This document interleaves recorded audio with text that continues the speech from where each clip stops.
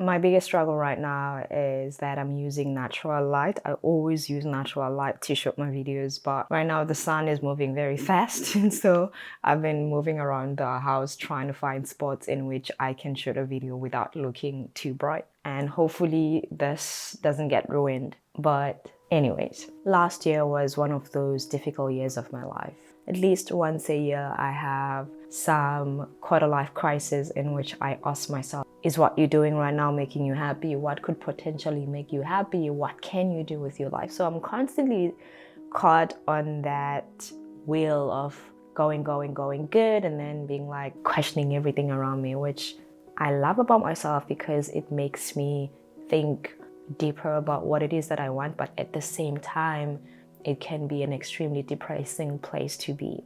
So I would say in 2022, it was depressing. I knew that I was done with Korea. I felt like I had stayed in Korea for way too long. I absolutely love Korea, despite the fact that I did not have a lot of good experiences, especially with work in Korea. But overall, I'd say my life in Korea was pretty decent. I loved it, but I knew that I was done. I knew that I needed to move on into something else and somewhere else, but I did not know where. I had three options. Option number one was to move back home. I know that I once made a video about how I left South Africa and not going back, which a lot of people just read the title, like most of my videos, and they misunderstand it.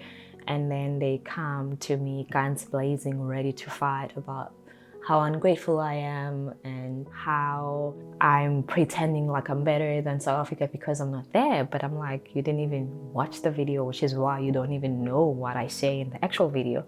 But in that video, I also said that South Africa will always be an option for me. Like when things don't work out, when the world is tough, when I don't know what to do and I'm really in a tough place, I know that I can always pack my bags and go back home. I have two very amazingly supportive parents. My grandparents are still there. My siblings, I have a lot of cousins. And despite the fact that my job prospects back home don't look that great and I possibly would not be getting paid that well, but I know that I can always make it work. So home is always an option, but I always reserve it for like the last resort unless something extremely great wants me to move back home, but it's always like my last resort. Option number two was to move to Germany. Now, anyone who has known me for years or anyone who's been part of this channel for years will know that I crazily love Germany, and I do not even know why. Maybe it's because I have a lot of friends in Germany. The problem with moving to Germany was that I had hyped it up so much in my head. I had expectations about how my life would be when I moved to Germany, which is something I did not have when I was moving to Korea, and Korea turned out to be really great in a lot of ways for me. Obviously, bad things did happen, but overall, the picture for me was great. But with Germany, I was scared that because I had expectations and because I had hyped it up so much in my head, that it was going to be slightly disappointing, that I might actually be disappointed. And so I figured, you know what, let me not do that right now. Option number three was to find another Asian country to teach English. I know that in 2021, I made a video about how I was done with teaching English. I was going back to university full-time, etc. But I went back to teaching English. Long story short, it's a story for a different video. But what I can say is that going back to university full-time in your 30s when you don't come from a well-off family is not an easy thing to do. It is possibly one of the most difficult things I've ever had to deal with, and this constant fear of I'm gonna run out of money ended up compelling me, or rather pushing me, to go back to teaching English as a safety net. So I had that option open. I was teaching English part-time in South Korea already, and I figured let me just go somewhere else and teach English full-time for a year or two and then figure out from then onwards what it is that I actually wanted to do. After a couple of conversations with one of my close friends, I ended up deciding that I was going to move to China. And also because I had just realized then that China pays extremely well for English teachers. It took me about 6 months to get to a point where I was certain that decision is something that I wanted to do. So it was in July 2022, one morning. It was a Thursday morning. And on that morning, I had a visa appointment with the German embassy. I woke up, looked at my documents, found some excuse in my head where I felt like I wasn't prepared for a German visa interview. And that morning, I decided that I was going to start looking for jobs in China instead. I struggled a lot with that decision even after I've made it. There was a lot of anxiety and a lot of uncertainty.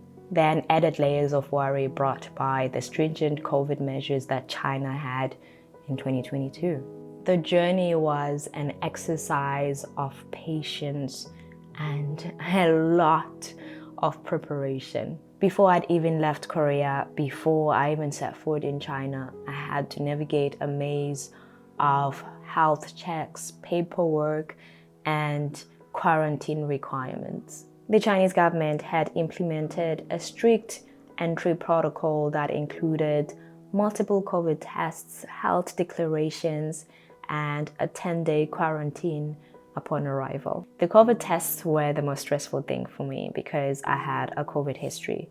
So in order for me to board my flight to China, I needed to test 14 days before my flight, 7 days before my flight, 48 hours before my flight, and 24 hours before my flight. So I needed to do these 4 tests in order to be allowed to board my flight to China. That was not necessarily an issue, but the problem was that these tests were extremely expensive, ranging from 60,000 won to 150,000 won per tests. Now you can convert that into whatever currency you use, but it was a lot of money. So add all 4 tests. Say I was doing one test for 150,000 won, that would be about 600,000 won in total just for COVID tests.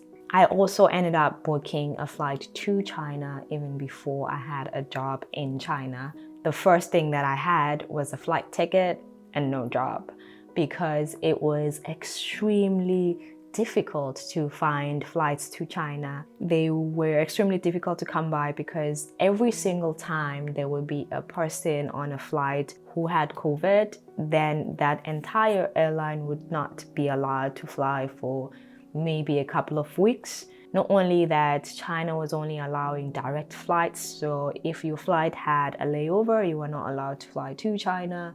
You had to find a direct flight and you needed to find a flight as soon as possible. And because they were so extremely hard to come by, a lot of travel agents were booking flights in numbers and then selling them at extremely ridiculous prices. I was lucky in a way that I found my flight on a regular flight website, even though it was cheaper at that point considering the price of flights at that moment, but it was extremely expensive for 1 hour flight. It was about 900,000 won. But at this point, I was operating by faith, not by sight. So I figured, let me book a flight before I find a job so that when I do find a job, at least I know that I won't have to struggle to find a flight.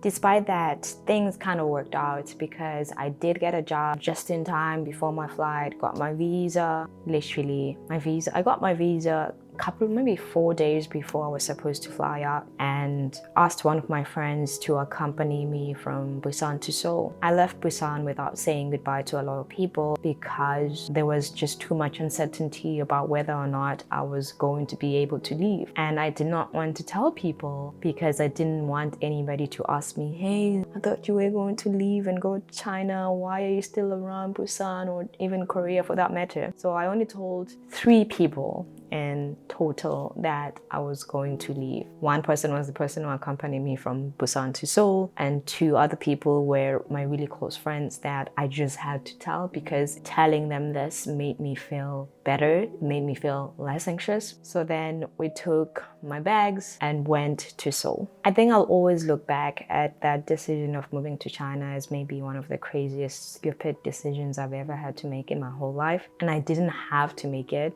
As to why I ended up making it blows my mind to this day, but I think deep down I kind of know the reasons why I put myself through this. But I had my butt cheeks clenched the entire process because it was extremely long, it was extremely stressful. So the process went like this. My flight was at 7 p.m. on a Monday. So if your flight is at 7 p.m. on a Monday, which obviously this doesn't matter anymore because no one has to go through this, but I just want to create a picture of how stressful this whole entire thing was. So say your flight is at 7 p.m. on a Monday. First, you needed to do your first test, which had to be within 48 hours. So it couldn't be even 1 minute outside of those 48 hours. It needed to be within 48 hours. So 7 p.m. flight on a Monday meant that you needed to do your first test after 7 p.m. on Saturday. And say you do your first test at 7:05 on Saturday, then on Sunday you can apply for a blue code from the Chinese embassy, which meant that you send your visa, your test results, which had to be negative, obviously your flights, and whatever document you had to have to be able to stay in whatever country you're in. So I needed to send my Korean RSC, and then the Chinese embassy, if they approve of everything, they would give you a blue code, which would be sent to you. They had a special app for that. And once you've gotten that, you then needed to make your second test to do your second test, which had to be within 24 hours of your flight, but outside of 24 hours of your first test. So you took your first test at 7:05 on Saturday.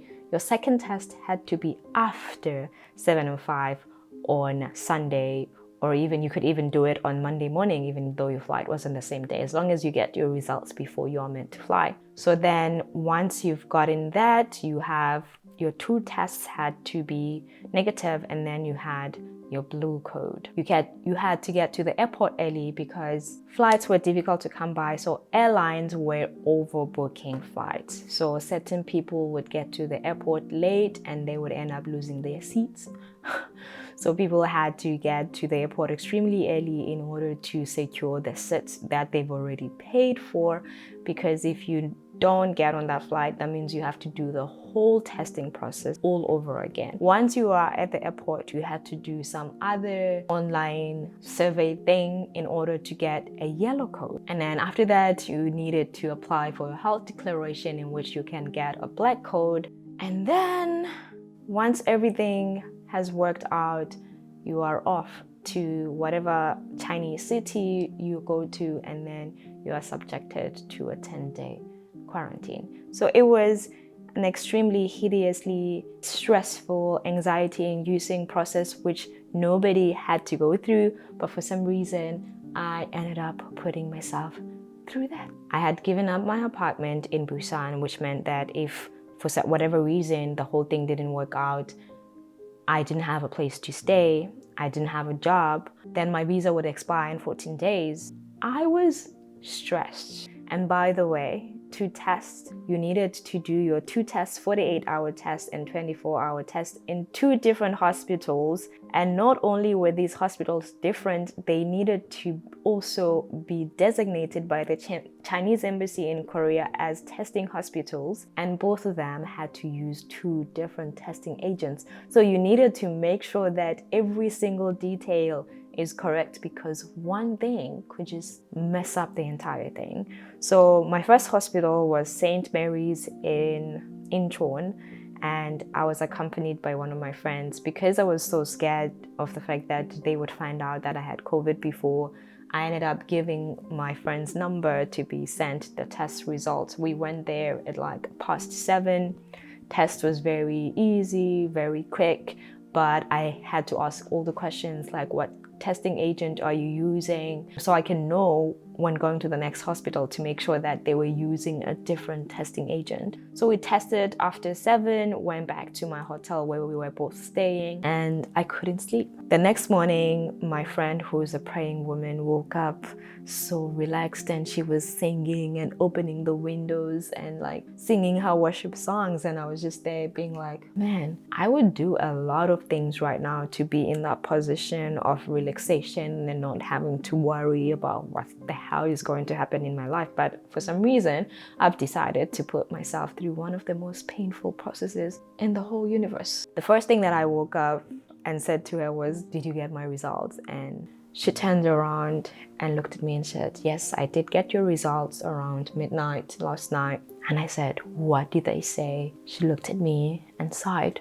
and said, I'm sorry, dude. You have to stay in Korea for another 7 days, which meant that my test results were positive. Now, in Korea at this point, they still had 7-day quarantine if you had COVID. So then that meant I needed to find a place to stay and quarantine for 7 days, which meant that I would find a hostel, likely a hotel room, because I wasn't allowed to go outside while during quarantine, which meant I needed to spend more money. So I just went silent and I started thinking about, okay, how am I going to survive the next 7 days with the money that I have? And then she said she was joking. My tests were actually negative. She then had to leave and go back to Busan. I went to a different hospital. So when I got those results, and I already had applied earlier that day for my blue code and received it from the Chinese embassy. So now I had everything that I needed. Went to the airport extremely early. My flight was at 7. I arrived at the airport around 10 and I started queuing at that point. They were only opening check-in counters around 3 p.m. because I was scared that I now was at the risk of losing my seat in the airline, which would also ruin the whole thing, and which would also mean that I would spend more money doing tests and booking hotels and staying in Korea longer. And luckily, everything worked out. I managed to secure my seat in the airline. Everything was approved. And then I was on that flight. We flew to a Chinese city called Hangzhou, and the airport was dark. Honestly, this whole thing was a nightmare. I still look back and wonder why I did that to myself. Please don't comment about how stupid it was, because I do know it was stupid.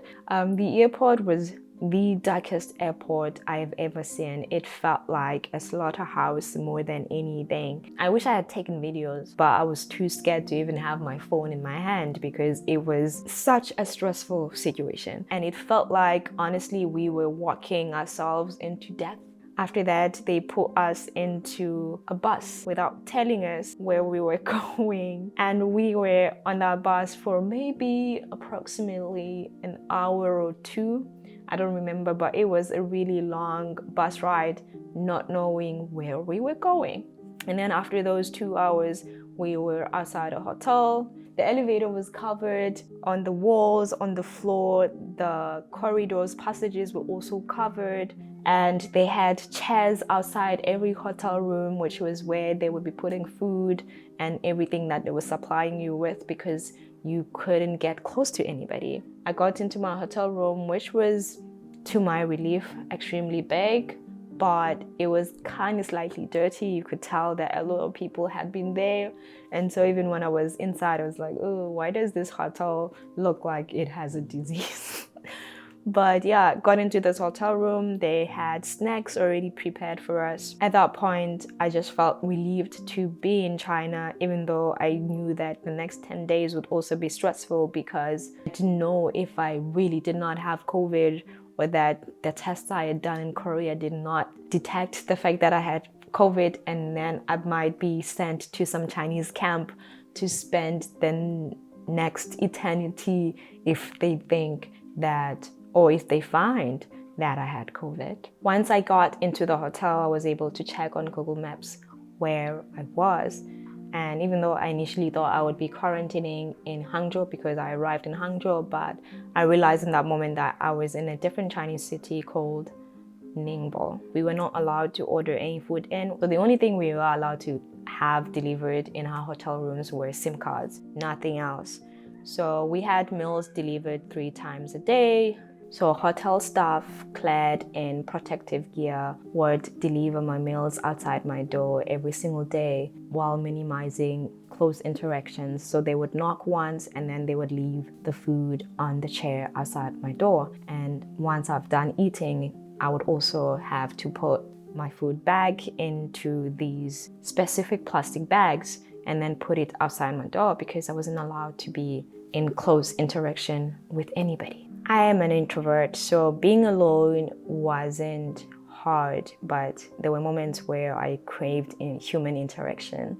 So during those moments, video calls with friends and family back home became my lifeline. They were the only thing that provided me a sense of normalcy. They provided me a virtual window into what was happening outside my quarantine hotel room. And it was during these moments of video calls and scrolling through social media that I actually realized the contrast between my life before I made a decision to come to China versus how my life now was in China.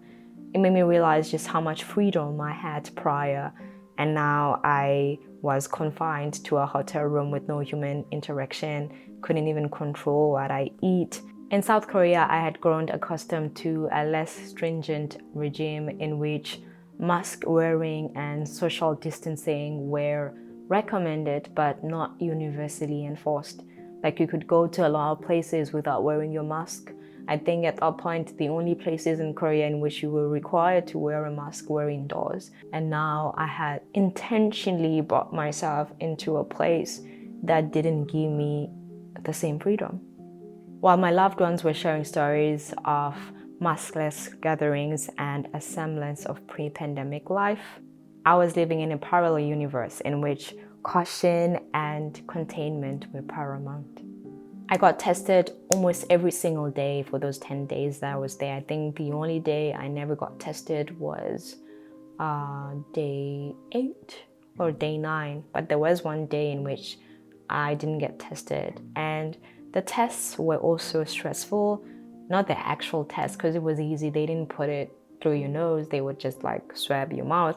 But every single morning at 7 a.m. there was this horrible hard knock, as though they were using a hammer to knock down your door or to wake you up. And then you would wake up and go to the door, and then somebody would just shout, "Open your mouth!" And then you open your mouth, and then they swab, and then they're gone. While I never tested positive for COVID, every single time I got tested, I was always scared that the test before maybe was not accurate, and that by some weird reason I might have contained COVID during my stay. But everything went smooth in a way, despite the fact that inside, it wasn't going so smooth. And on the morning of day 10, I got the call of freedom. You are free to go. My bags were already packed the day before. I had 3 suitcases, which at that point I had devised a strategy on how I was going to push all of them at the same time, and managed to get my co-workers to get me a taxi from that hotel to the train station. And luckily I had a SIM card by then, because in order to take the train you needed to have a green code. The green code was an indication that you had recently gotten tested for COVID and that your COVID results were negative. You couldn't do anything or go anywhere in China in 2022 if you didn't have a green code. So I had this green code, and I went to the train station in order to take the train to my city. And that felt like the beginning of my life in China. As my quarantine period came to an end, I embarked on the next phase of my journey, integrating into Chinese society amidst the ongoing pandemic. Life in China had transformed in many ways, with COVID regulations woven into the fabric of daily routines. Mask wearing was universal, and temperature checks were as routine as brushing one's teeth. Public spaces were marked with reminders to maintain social distance, and hand sanitizers were readily available at every turn. One of the most significant adjustments was the digital ecosystem that had emerged to combat the virus spread. QR codes and health apps had become indispensable tools, granting access to buildings, public transportations, and even some social events. These measures also raised concerns about privacy and data security, adding another layer of complexity to my experience. Navigating this new normal took time and patience. Language barriers sometimes increased the challenges, as understanding the nuances of regulations and instructions was crucial for compliance. But through it all, I found a sense of camaraderie with fellow experts and locals who were all adapting to this ever-evolving landscape together. Looking back, moving to China in 2022 was undoubtedly an adventure marked with a lot of fear and uncertainty. While the process was undeniably intimidating, it was also a lesson in resilience and adaptability. As I settled into my new life, I couldn't help but feel a sense of awe at the human capacity to navigate uncharted territories, even in the face of the most formidable challenges. So from the 29th of August 2022, which was also the same day that I left Korea, I was in China.